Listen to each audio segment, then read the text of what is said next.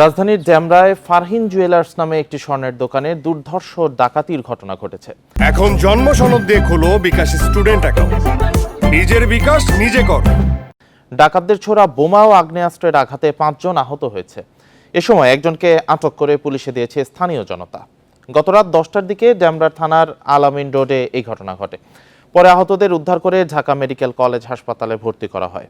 আহত মোহাম্মদ শিহাব জানায়, রাতে ফারহিন জুয়েলার্স বন্ধ করে যাওয়ার সময় হঠাৎ দুটি মোটরসাইকেলে 5 থেকে 6 জন ডাকাত এসে এলোপাতাড়ি গুলি ও বোমা হামলা করে।